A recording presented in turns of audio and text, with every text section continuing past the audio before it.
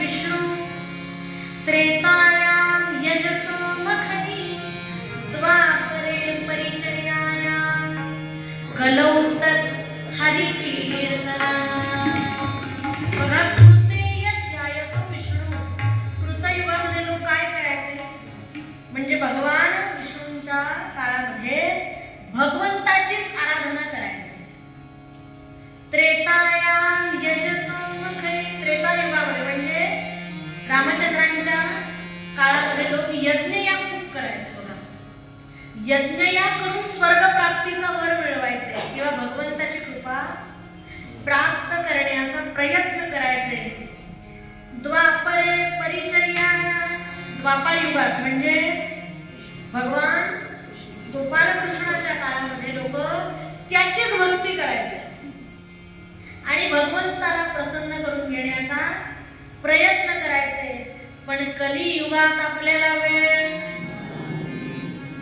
म्हणजे देवा करता वेळ नाही हो. बाकी सगळ्याला वेळ आहे आपल्याला. तुम्ही बघा ना, नेमकं तुम्ही कथेला निघावा आणि पाऊस येतो. आधीच आपल्याला हाऊस, त्यात पाऊस. पण असं मी म्हणणार नाही, कारण तुम्ही सगळे आराम केले. मला एकच सांगा, ज्याची आपल्याला आवड असते त्याकरता सवड माणूस काढतोच.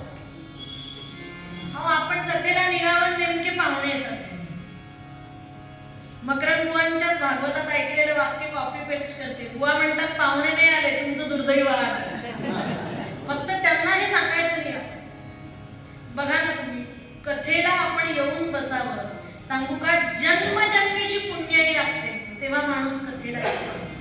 जन्मांतर भवेत पुण्यम तदा भागवतम लभेत. अहो, फार जन्मीची, या जन्मीची नाही, जन्मजन्मीची पुण्याई असावी लागते तेव्हा माणूस इथं येतो, कथेला येतो.